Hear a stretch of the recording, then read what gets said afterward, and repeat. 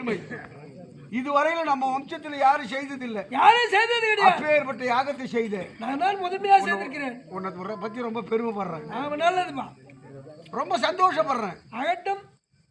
55 நாட்டு அரசரும் உனக்கு அடிபடியை செய்திருக்கிறாயே, இது ரொம்ப பெருமை.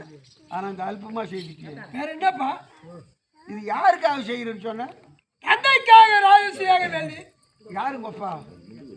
பாண்டபத்திரி மகாராஜா. இப்பேற்பட்ட புலுவாடி பாண்டு. அப்போ நீ யாருக்கு பிறந்த? யம தர்மராஜா. பாரு, தம்பி பீமா யாருக்கு பிறந்தான்? வாயு தேவன். அர்ஜுனா தேவேந்திரன். நகுல சகாதேவ 2 பசங்க. அஸ்வன தேவர்கள் பிறந்தவங்க அந்த 5 பேர்ல யாருன்னா செத்தாங்களா? இல்லையப்பா. யமன் செத்துக்கிறான்னு சொல்லி இப்ப ராஜ்யமாக மன்றத்துக்கு நான் ஒத்துக்கிறேன். நான் ஒரு 10 டப்பா நெய் வாங்கி கொடுக்குறேன். இல்லையப்பா, எல்லா அனைவரும் உயிரோடு இருக்கிறார்கள். அப்போ எப்படி இயற்கை சேர்க்கை. இவர் இயற்கை தந்தை அல்லவா, அவருக்கு செய்து முடிக்கணும். தடையதிலிருந்து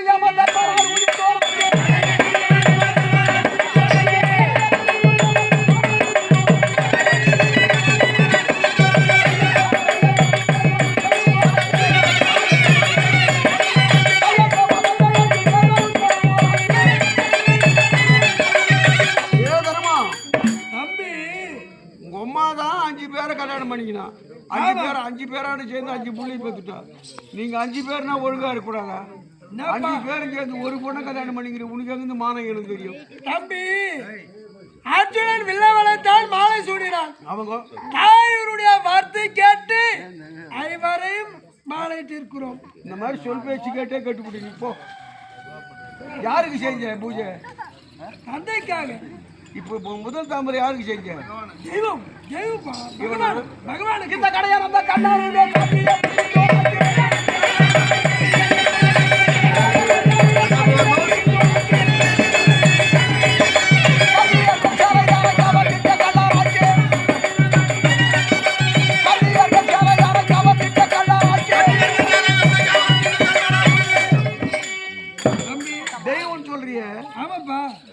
ஆண்டவன் சொல்ற இல்ல, இவன் நல்லவனா?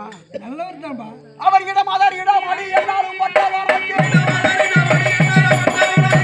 யாதவ பெண்களுக்கு அங்க பால் தயிர் வண்டி திருப்பி விட்டு பொம்நாட்டிங்க உரல்ல கட்டி விட்டு மத்தில மொத்தும் போது எதா நான் செய்ய தப்பு, அத்தை நான் செய்ய தப்பு, மாமி நான் செய்ய பொட்டிச்சு காலை பிடிச்சுவினாயா நல்லவன். அவர்லாம் ஒரு லீலையப்பா, அதெல்லாமா பெருசா ஏத்துக்கலாம்.